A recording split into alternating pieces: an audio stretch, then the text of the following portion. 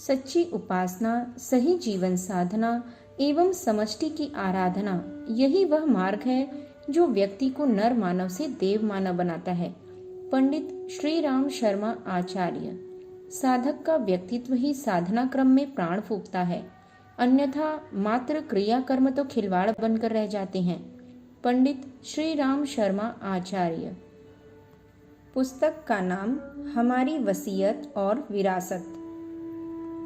इन दिनों अध्यात्म का वास्तविक स्वरूप और उसके सुनिश्चित प्रतिफल को न समझने के कारण लोग इतनी भ्रांतियों में फंसते हैं कि भटक व जन्य निराशा से वे श्रद्धा ही खो बैठते हैं और इसे पाखंड मानकर नास्तिक हो जाते हैं। उन सब का मार्गदर्शन करने हेतु प्रस्तुत पुस्तक के लेखक ने एक वैज्ञानिक की तरह अपना सारा जीवन इसी अन्वेषण में लगा दिया कि साधना से सिद्धि कैसे संभव है। विभिन्न अध्यायों के माध्यम से लेखक ने अपने जीवन वृत्तांत का विश्लेषण करते हुए बताया है कि कैसे उन्हें गुरु का साक्षात्कार हुआ और उन समर्थ गुरु द्वारा उनसे अभिष्ट साधनाएं करवाई गईं। विपरीत परिस्थितियों से जूझने की स्थिति की परिपक्वता के लिए 4 बार हिमालय यात्रा भी करवाई गई, क्योंकि आध्यात्मिक शक्ति प्राप्त करने के लिए प्रचंड मनोबल पैदा करना और प्रतिकूलताओं को अनुकूलता में ढाल लेना ही प्रथम शर्त होती है।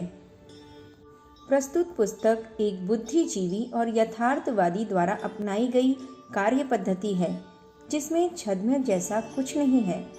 इसमें वर्णित प्रत्येक घटना के पीछे काम करने वाले तथ्यों और रहस्यों में रुचि लेने वालों को अध्यात्म सनातन के परंपरागत प्रवाह का परिचय मिल जाएगा और वे समझ सकेंगे कि सफलता असफलता का कारण क्या है। चिंतन, चरित्र और व्यवहार तीनों में परिमार्जन करके ही आत्मिक प्रगति की जा सकती है। प्रस्तुत पुस्तक इसी तथ्य को ध्यान में रखकर पढ़ी जाए तो लेखक के आत्मीय जनों के लिए उनकी वसीयत और विरासत है। पुस्तक के कुछ अंश। बालक की तरह मनुष्य सीमित है, उसे असीम क्षमताएं भगवान से ही प्राप्त होती हैं। भगवान का स्नेह अर्जित करने के लिए शुद्ध जीवन की आवश्यकता है। जिसके जीवन में साधना नहीं, उसका चिंतन, चरित्र, आहार विहार और मस्तिष्क अवांछनीयता से ही भरा रहेगा। लोभ, मोह और अहंकार की जितनी अधिक मात्रा होगी, उतना ही मनुष्य अवगति की ओर घिसटता जाएगा। चिंतन में उपासना, चरित्र में साधना एवं व्यवहार में आराधना का समावेश अत्यंत आवश्यक है।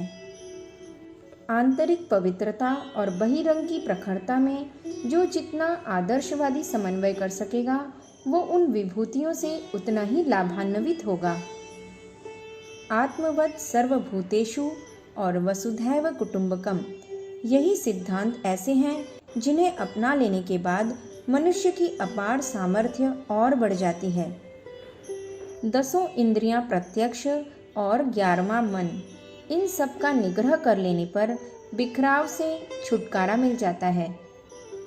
अध्यात्म पथ के पथिक को आए दिन भय और प्रलोभनों का दबाव झेलना पड़ता है। इनसे जूझने के लिए हर एक को कमर कसकर तैयार रहना पड़ता है। पुस्तक के मुख्य बिंदु। समर्थ गुरु की प्राप्ति एक अनुपम सुयोग। गुरुदेव का प्रथम बुलावा, पग पग पर परीक्षा। अनगढ़ मन हारा हम जीते, मथुरा के कुछ रहस्यमय प्रसंग। उपासना का सही स्वरूप। जीवन साधना जो कभी असफल नहीं जाती। हमारी प्रत्यक्ष सिद्धियां। स्थूल का सूक्ष्म शरीर में परिवर्तन, सूक्ष्मीकरण। आत्मीय जनों से अनुरोध एवं उन्हें आश्वासन।